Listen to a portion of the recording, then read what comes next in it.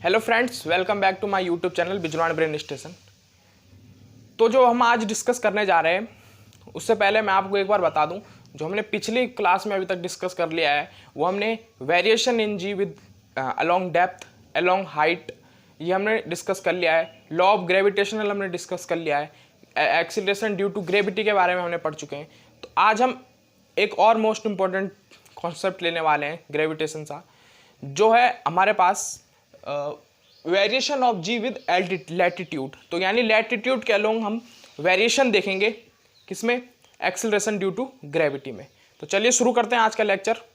तो सबसे पहले आपको लैटिट्यूड समझने के लिए कि इसका वेरिएशन जी का किस तरीके से है लैटिट्यूड के अलोंग, तो हमें पहले कुछ टर्म समझनी होगी, जिसमें क्या है, हम अब किसके अलोंग अभी तक हम क्या करते थे कि भाई अर्थ के डेप्थ में या अर्थ के हाइट में हम जाके उसका वेरिएशन देखते थे जी का।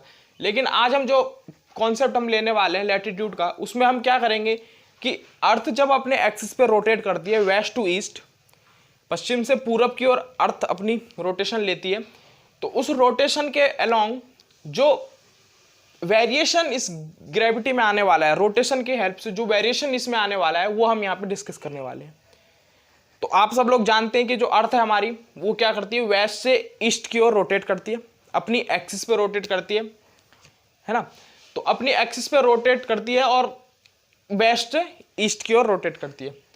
नाउ यहां पे समझने वाली बात क्या है कि जो अर्थ रोटेट करेगी किसी सेंटर से, सेंटर ऑफ एक्सिस जिस एक्सिस के अलोंग उसे कहेंगे axis of rotation, axis of rotation of earth. This is the axis of rotation of earth. Now अब जब हम रोटेशन लेंगे वो हम इस पे एक प्लेन ड्रॉ करके लेंगे, जिस प्लेन को हम कहेंगे इक्वेटोरियल प्लेन। ये हमारा जो प्लेन है इक्वेटोरियल प्लेन है। तो इक्वेटोरियल प्लेन क्या है? The plane which is passing through the centre of the earth. तो यहाँ पे हम इक्वेटोरियल प्लेन की डेफिनेशन लिख देते हैं यहाँ पे। तो इक्वेटोरियल प्लेन क्या है? इक्वेटोरियल प्लेन है हमारा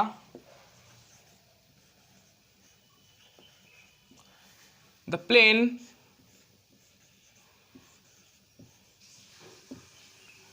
passing through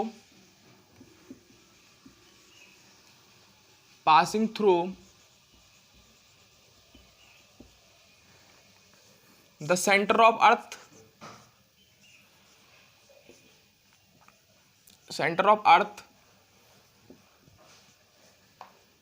and perpendicular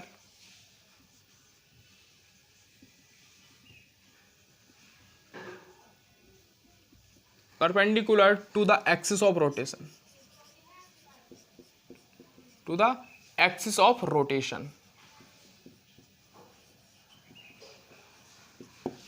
that means इससे क्या समझे हम लोग कि जो इक्वेटोरियल प्लेन है, हम अब क्या लेने वाले हैं, जो भी हम एक्सिस ऑफ रोटेशन लेंगे वो इक्वेटोरियल प्लेन के अलोंग लेंगे, ठीक है। तो इक्वेटोरियल प्लेन कौन क्या है? एक ऐसा प्लेन जो क्या हो, सेंटर ऑफ अर्थ से पास हो, यानी जो अर्थ का सेंटर है वहां से पास होगा ये, और क्या होगा इसमें, ये परपेंडिकुलर होने वाला है एक्सिस ऑफ रोटेशन के। जिस एक्सिस के अलोंग हम रोटेट कर रही है हमारी अर्थ, उस एक्सिस के ये परपेंडिकुलर रहने वाला है। This is the plane which is W and E के बीच में जो बना हुआ है, this is the plane, this is called equatorial plane which is passing through the centre of earth and perpendicular to the axis of rotation. This is equatorial plane. तो equatorial plane आपको समझ में आ गया कि इक्वेटोरियल प्लेन क्या है। Now अब बात आती है हमारी लैटिट्यूड पे कि लैटिट्यूड होता क्या है। तो लैटिट्यूड क्या है? लैटिट्यूड एक एंगल है, जिसे हम कहते हैं एक एंगल, किसी एक फिक्स्ड पॉइंट से अगर हम सेंटर ऑफ अर्थ के पास आए, यानी फिक्स्ड पॉइंट से सेंटर ऑफ अर्थ को मीट करने पे जो इक्वेटोरियल प्लेन से जो एंगल बनेगा, जो इक्वेटोरियल प्लेन से जो एंगल बनने वाला है, वो हमारा क्या कहलाता है? वो हमारा होता है लैटिट्यूड। तो क्या समझे आप लोग कि एक किसी फिक्स पॉइंट से अगर हम टुवर्ड सेंटर एक लाइन खींचें, टुवर्ड सेंटर आए अगर हम आए, तो जो हमारा जो ये इक्वेटोरियल प्लेन, जिसे हम हॉरिजॉन्टल प्लेन भी कह सकते हैं, हॉरिजॉन्टल प्लेन से जो एंगल हमारा बनेगा, दिस इज कॉल्ड लैटिट्यूड। और दिस इज हमने यहाँ पे कंसिडर भी कर लिया है कि एक पॉइंट P हमने लिया है किसी भी अर्थ सरफेस पे, ठीक है। अगर हम उसको टुवर्ड अर्थ, सेंटर ऑफ अर्थ लेके आए, तो जो एंगल यहाँ पे बनेगा हमारा हॉरिजेंटल प्लेन इक्वेटोरियल प्लेन के साथ, वो हमारा एंगल होगा लैम्डा, जिसे हमने क्या नाम दे दिया, लैम्डा। तो दिस इज लैम्डा, और lambda is the latitude of earth. This is the lambda और लैटिट्यूड ऑफ अर्थ। तो नाउ लैटिट्यूड आपको समझ में आया। नाउ जो लैटिट्यूड है उसकी डेफिनेशन हम एक बार कंसिडर कर लेंगे, समझ लेंगे कि क्या है डेफिनेशन इसकी। तो लैटिट्यूड हमारे पास क्या है, लैटिट्यूड क्या है, the latitude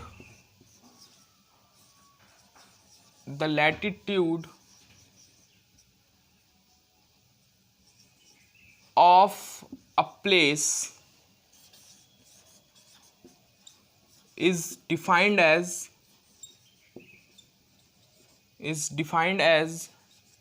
the latitude of a place is defined as the angle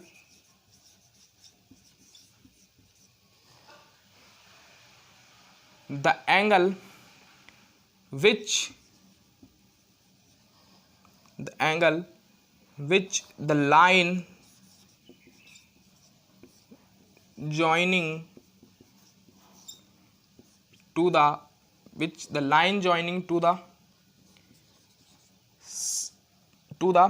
center of earth making with the equatorial plane। तो यहां पे हमने क्या लिखा कि जो लैटिट्यूड है वो क्या है, latitude of a angle is defined as the angle which the line joining to the centre of earth making with equatorial plane. यानी कोई भी जो लाइन किसी भी एक फिक्स प्लेस से हम सेंटर ऑफ अर्थ से मिलाएं अगर, तो जो एंगल इक्वेटोरियल प्लेन के साथ बनेगा वो एंगल हमारा होगा लैम्डा, जिसे हमने नाम दे रखा है, वो हमारा होगा लैटिट्यूड ऑफ अर्थ। वो क्या होगा हमारा, लैटिट्यूड ऑफ अर्थ। तो चलिए आप इसे नोट कर लीजिए, इसके बाद हम इसका वेरिएशन समझेंगे। नाउ मैंने अब ये रब कर दिया है। अब हम बात करेंगे लैटिट्यूड के अलोंग जो वेरिएशन आता है एक्सेलरेशन ड्यू टू ग्रेविटी में, वो किस तरीके से आता है, उस पर हम बात करने जा रहे हैं। तो चलिए शुरू करते हैं। जो लैटिट्यूड है हमारे पास, वो हमने बताया कि भाई जो एंगल बनता है हमारा हॉरिजेंटल प्लेन यानी इक्वेटोरियल प्लेन और उस प्लेस के अलोंग जहां से हम उस एंगल को लेने वाले हैं सेंटर, तो हमारा लैटिट्यूड हो गया। ठीक है।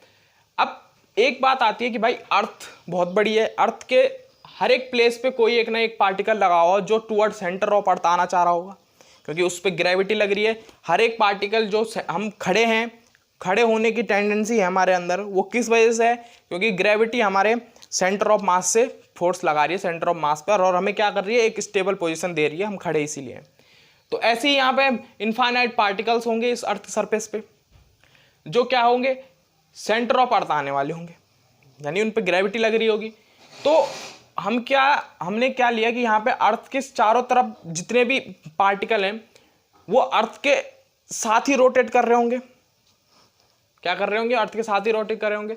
As the earth rotating about its axis every particle lying on the surface of earth is also rotate with the latitude angle alpha, ये लैम्डा। तो चलिए इसको एक बार लिख लेते हैं। इसको हम क्या कंसीडर कर रहे हैं, यहाँ पे कंसीडर हमने करा क्या कि as the earth rotating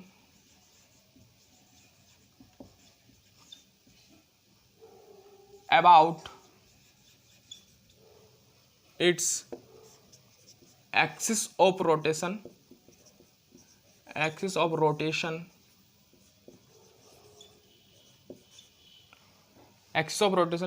the every particle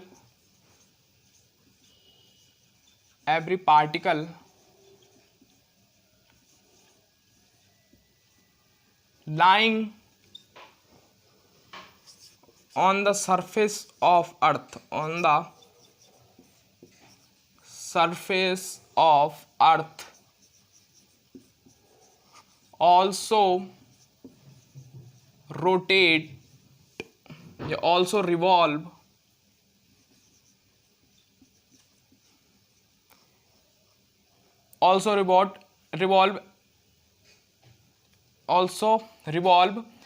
with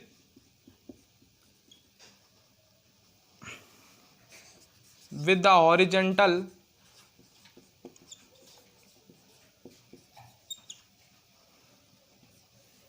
horizontal circle, revolve with the horizontal circle. अब इससे क्या समझे आप लोग कि जो पार्टिकल इस अर्थ सरफेस पे रखे हुए हैं वो इस एक्सिस ऑफ रोटेशन के along horizontal circle with the same angular velocity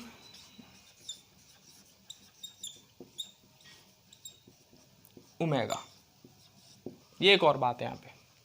अब हम क्या समझे कि जो इस अर्थ पे पार्टिकल रखे हुए हैं, जो भी पार्टिकल रखे हुए नहीं, जो भी इतने भी पार्टिकल हैं वो क्या कर रहे हैं, अर्थ की एक्सिस ऑफ रोटेशन के साथ इस प्लेन के अलोंग, इस एक्सिस ऑफ रोटेशन के अलोंग रोटेट कर रहे हैं। दैट मीन्स हमने यहां पे एक पॉइंट लिखा horizontal circle with the same angular velocity. हमने क्या कंसीडर कर लिया यहां पे कि जो अर्थ रोटेट कर रही है उसकी एंगुलर वेलोसिटी क्या है, ओमेगा है। ठीक है।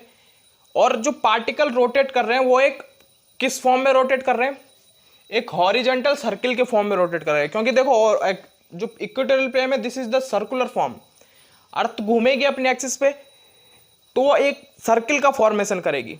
तो वैसे ही अगर कोई पार्टिकल अपनी एक्सिस पे घूमेगा तो पार्टिकल अगर किसी भी एक्सिस पे घूम रहा है, मान लो इस पेन पे जो हमारा पास मार्कर है इस पे कोई भी पार्टिकल है, तो अगर ये अपने एक्सिस पे घूमेगा तो ये कंसेंट्रिक सर्किल फॉर्म करेगा, हॉरिजॉन्टल सर्किल फॉर्म करेगा। जिस इज द हॉरिजॉन्टल सर्किल के अलोंग करना है ना।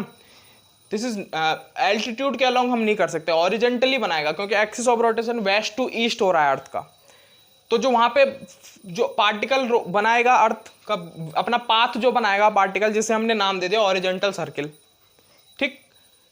अब बात आती है कि भाई वो कैसे करेगा। तो हमने क्या कंसीडर कर लिया, सपोज कर लो फर्स्ट टाइम हम क्या सपोज करें कि अर्थ अपनी पोजीशन पे स्टेबल हो गई है। हमने क्या सपोज करा कि जो अर्थ है वो एक्सिस ऑफ रोटेशन नहीं कर रही है अभी। तो एक्सिस ऑफ रोटेशन अगर नहीं कर रही है तो हमने इस पी पॉइंट पे कोई एक मास या एफ पार्टिकल कंसीडर कर लिया, जिसे हमने नाम, जो हमारा एक पार्टिकल यहाँ पे पी पॉइंट पे हमने कंसीडर कर लिया। ठीक। तो अब अगर अर्थ रोटेट नहीं कर रही है तो उस पर कोई फोर्स तो फिर भी लगेगा ही। तो उस पर केवल एक फोर्स लगने वाला है। वो क्या फोर्स लगेगा, ग्रेविटी का फोर्स लगने वाला है। क्योंकि एवरी पार्टिकल जो भी अर्थ पे मूव कर रहा है या हाइट पे है वो टुवर्ड सेंटर ऑफ अर्थ आएगा due to acceleration due to gravity. तो जो इस पॉइंट पी पे हमने पार्टिकल रखा है उस पे एक फोर्स लगने वाला है, दिस इज कॉल्ड वेट, जो हमने पिछले लेक्चर में पढ़ चुके हैं हम। तो वो क्या होगा, mg। तो जो उस पे फोर्स लगने वाला है वो क्या लग रहा है, mg लग रहा है। जब क्या है, एक्सिस ऑफ रोटेशन स्टेबल है। उसके बाद भी लगेगा, लेकिन उसके बाद हर एक पोजीशन पे अलग अलग पोजीशन पे उस पे लगने वाला है, क्योंकि उसके बाद वो रोटेट करेगा अपनी एक्सिस पे। नाउ फर्स्ट हमने कंसिडर कर लिया कि कोई एक पार्टिकल हमारे पास है p, जिसका मास m है ना, इसका मास m है विद लैटिट्यूड एंगल लैम्डा। ठीक है। तो हम कंसिडर करते हैं। तो ये एक बार आप नोट कर लीजिए, फिर इसको हम रब करके फिर पूरी चीज एक साथ लिखेंगे।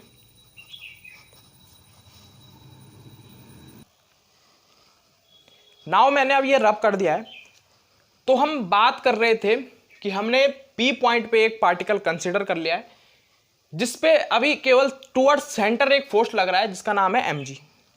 ठीक है। तो यहां पे हम क्या लिखेंगे, consider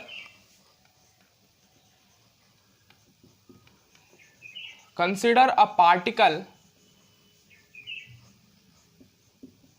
particle of mass m। ठीक है। Lying lying at the point of P,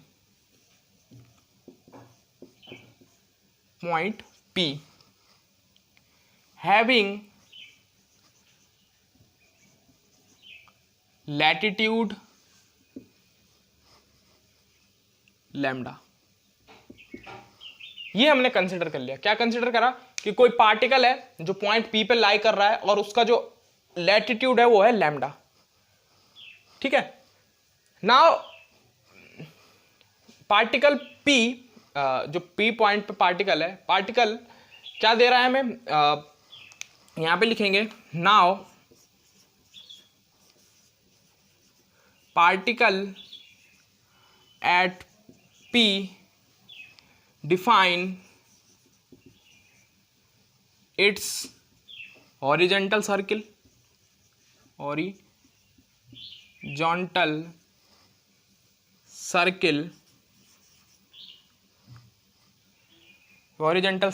of radius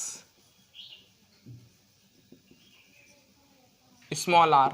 अब इसने कहा कि जो पार्टिकल है वो अगर एक्स ऑफ रोटेशन के, अब हमने रोटेशन करा दिया इसका, ठीक है ना, तो रोटेशन अगर हम करा देंगे तो एक कंसेंट्रिक सर्किल जिसे हमने हॉरिजॉन्टल सर्किल का वो फॉर्म होगा। तो वो इस पी पार्टिकल के अलोंग किस तरीके से, कुछ इस तरीके से होगा।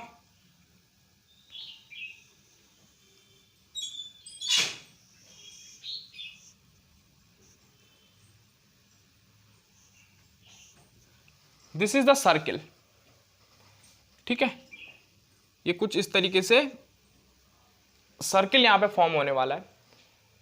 ठीक है, तो अब ये जो सर्किल बना तो इसकी जो रेडियस उसने बताई वो क्या हो गई, क्योंकि अब एक्सिस ऑफ रोटेशन के अलोंग मूव कर रहा है तो सेंटर पॉइंट इसका इस एक्सिस पे ही होने वाला है। तो जो इसकी रेडियस उसने बताई हमें वो रेडियस क्या थी, स्मॉल आर।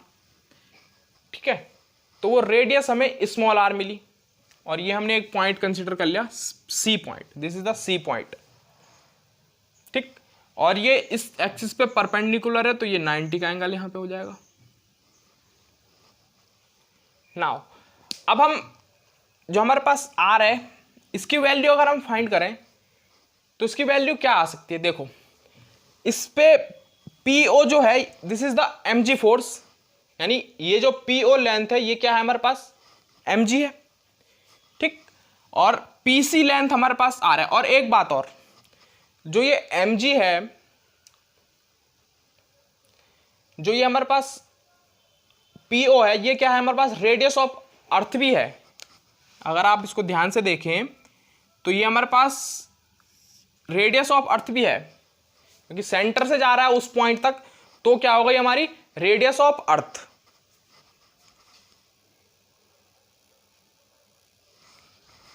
नाउ ये आप समझ गए होंगे कि ये रेडियस किस तरीके से है यहां पे। नाउ जो हमारे पास पीसी की वैल्यू आने वाली है, तो पीसी की वैल्यू क्या आएगी, देखिए ये हमारे पास एक राइट ट्रायंगल ट्रायंगल बन गया, दिस इज पीसीओ। तो पीसीओ हमारे पास क्या हो गया, राइट ट्रायंगल ट्रायंगल। तो यहां से जो हमारे पास आएगा पीसी की जो वैल्यू आने वाली है, PC equal to R which is equal to R cos of lambda. देखिए ये लैम्डा है, ये पैरेलल लाइन है, ये पैरेलल लाइन है, तो किसी भी दो पैरेलल लाइन के बीच में अगर कोई एंगल बन रहा है उसके जस्ट अपोजिट साइड जो एंगल बनेगा वो भी सेम एंगल होगा जो उस पर बन रहा है। तो this is alternate interior angle. तो ये लैम्डा हो गया। तो इस हिसाब से पीसी जो हमारे पास आ गया वो आ गया आर कॉस लैम्डा। ठीक है, इतनी बात ठीक समझ में आ गई आपको। इसके बाद यहां तक तो ठीक है। अब जब ये रोटेट करेगा तो एक तो होता है सेंट्रीपिटल फोर्स और एक होता है सेंट्रीफ्यूगल फोर्स। तो जो सेंट्रीपिटल फोर्स होता है उसको बैलेंस करने के लिए जो फोर्स लगता है वो होता है सेंट्रीफ्यूगल फोर्स, यानी वो outward the centre of the point, यानी किसी भी रोटेशन ऑफ जिसके अलोंग हम कर रहे हैं, जिस एक्सिस के अलोंग कर रहे हैं उसके सेंटर पॉइंट से जो आउटवर्ड जो फॉर्म लगेगा, फोर्स लगेगा, आउटवर्ड जो फोर्स लगने वाला है वो होगा सेंट्रीफ्यूगल फोर्स। तो जो सेंट्रीफ्यूगल फोर्स इस पार्टिकल पे लगने वाला है वो फोर्स क्या होगा, एफ ऑफ सी एफ जो होगा वो हो जाएगा M R omega square. This is the centrifugal force. Particle M है, उसकी रेडियस आर है और रोटेशन उसका ओमेगा हमने कंसिडर कर ही लिया था। नाउ तो यहां पे जो अलोंग किसके अलोंग लगने वाला है, ये अलोंग पी ए, एक पॉइंट हमने बाहर कंसिडर कर लिया जिसे हमने नाम दे दिया पी, इसे हमने नाम दे दिया ए। तो इसके अलोंग हमारे पास जो सेंट्रीफ्यूगल फोर्स आया वो आया एम आर ओमेगा स्क्वायर। ठीक है, तो नाउ फिजिक्स में तो आप जानते हैं कि भाई कोई अगर 3D फॉर्म में अगर चल रहा है तो वहां पे वेक्टर कैलकुलस, वेक्टर का फॉर्मेशन होना बहुत जरूरी है। तो यहाँ पे जो कंपोनेंट्स इसके बनने वाले हैं, तो एक कंपोनेंट तो इस mg के जस्ट अपोजिट बनने वाला है, दिस इज कंपोनेंट, और एक कंपोनेंट इस mg के जस्ट परपेंडिकुलर बनने वाला है, रेक्टेंगुलर कंपोनेंट इसे कहेंगे, क्योंकि किसी भी, this is the resultant force, this is the resultant force और this is the component of this resultant force, this is rectangular component, this is rectangular component. Now तो जो परपेंडिकुलर कंपोनेंट बना, तो परपेंडिकुलर, तो जो हमारे पास इसका यहां पे this is the M R omega square, तो जो इसका जस्ट mg के अपोजिट जो परपेंडिकुलर बना, वो कंपोनेंट बना, वो क्या बनेगा हमारा M R omega square cos of, इसको M R omega square cos of lambda, और जो इसके अलोंग बनेगा this is M R omega square sine of lambda. तो ये दोनों हमारे जो कंपोनेंट बनेंगे ये हमने यहाँ पे कंसिडर कर लिए हैं। ठीक है, तो यहाँ से एक बात और पता चली कि भाई जो एम आर ओमेगा स्क्वायर और एम जी है, अभी तक तो देखिए, अभी तक केवल एम जी हमने कब लिया था इसे, जब अर्थ क्या थी, स्टेबल थी, अपने एक्सिस ऑफ रोटेशन नहीं कर रही थी। लेकिन अब जब एक्सिस ऑफ रोटेशन करेगी तो जो एम जी होगा वो एम जी लैम्डा हो जाएगा, यानी जो जी की वैल्यू हो जाएगी वो वेरी करेगी किसके अलोंग, लैटिट्यूड के अलोंग, तो उसे हमने नाम दे दिया एम जी लैम्डा। तो जो हमारे पास एम जी लैम्डा आएगा, एम जी ऑफ लैम्डा जो हमारे पास आना है वो आने वाला है M G minus M R omega square cos of lambda. ठीक है, तो ये हमारे पास M G lambda equal to M G minus M R omega square cos lambda. एक चीज हमारे पास ये आ गई, this is the first equation. ठीक है, नेक्स्ट जो आती है, नाउ अब यहां से हम m कॉमन ले लेंगे, तो कॉमन लेने पे जो यहां पे वैल्यू निकल के आएगी G lambda equal to G minus R omega square cos lambda. This is the variation along the latitude, तो दिस इज द वेरिएशन। इतना वेरिएशन हमारी ग्रेविटी में आएगा अगर हम किसके अलोंग जाएं, लैटिट्यूड के अलोंग जाएं। ठीक है, यहां से एक बात और समझ में आती है, यहां से क्या समझ में आई बात, कि अगर हम लैम्डा की वैल्यू इंक्रीज करेंगे, लैम्डा इंक्रीज, यहां पे लिखते हैं इसे, एक बार मैं ऊपर मिटा देता हूं इसको,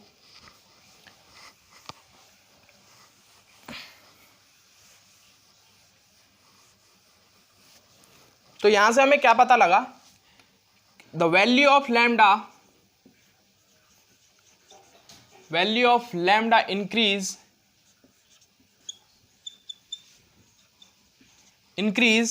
तो लैम्डा की वैल्यू अगर इंक्रीज हो रही है तो क्या होगा, lambda increase, cos lambda decrease, then